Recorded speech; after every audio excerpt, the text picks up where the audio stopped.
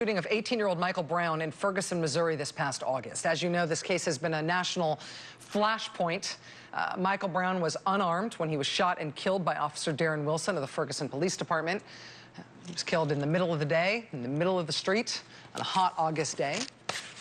After that shooting, after Ferguson erupted in night after night of occasionally violent protests, and after those protests started spreading across the country, Attorney General Eric Holder traveled to Ferguson, Missouri. He took meetings with protesters and with police and local authorities.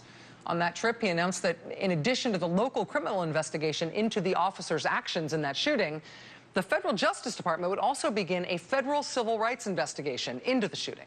The Justice Department then also opened a broader civil rights investigation into not just that shooting, but the actions of the entire Ferguson Police Department, the patterns of policing in that department.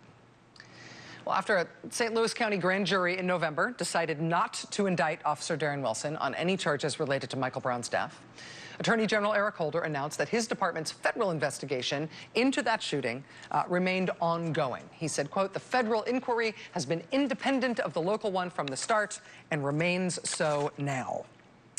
Well, tonight, the New York Times is reporting that the Justice Department has completed that investigation into the shooting. The Times cites 3 law enforcement sources tonight and says this, quote, "Justice Department lawyers will recommend that no civil rights charges be brought against former Ferguson police officer Darren Wilson after an FBI investigation found no evidence to support charges." Anticipating wide interest in this decision, the Times also reports that the Justice Department lawyers, quote, "are working on a legal memo explaining their recommendation." Joining us now is New York Times correspondent Michael Schmidt, who helped break this story tonight. Mr. Schmidt, thanks very much for being with us. Thanks for having me, Rachel. So your report says you spoke with 3 law enforcement officials for this story. Did you get a specific answer from them as to why the Justice Department isn't going to recommend civil rights charges in this case? It's a very high threshold to make one of these cases. They basically have to show that there was malice in the intent of Darren Wilson. And what they say is when they look at the evidence, that's not there. What may be there is bad policing and bad decision making, but there was no premeditated decision that they found by Mr. Wilson to go after Mr. Brown. In terms of what you're able to report and what happens in the process here, is it true that Attorney General Eric Holder still has some sort of bottom line final say in determining whether the charges should be brought? We're hearing that charges are not going to be brought, but a final decision hasn't been announced yet, right?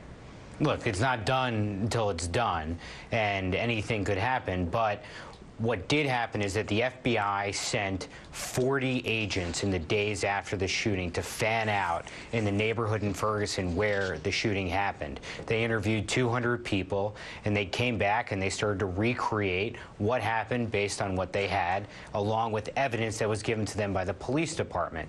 And when they did that, they didn't come to a place where they could bring these charges. They didn't come to a place that showed that Mr. Wilson had set out to do this, had set out to go after someone based on their race.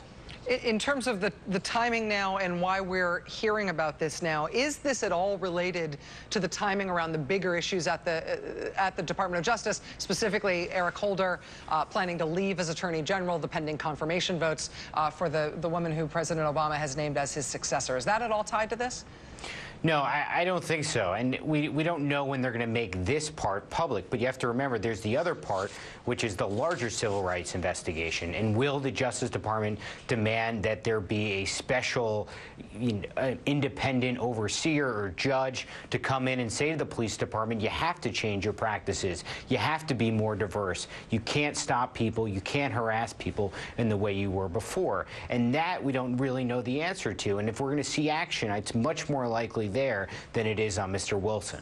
And in terms of Eric Holder's tenure as Attorney General, it's sort of one of the things that he's known for. He's pretty aggressively used these types of investigations and the powers that he has at the Department of Justice to do those both investigations and interventions in similar in police departments across the country, hasn't he?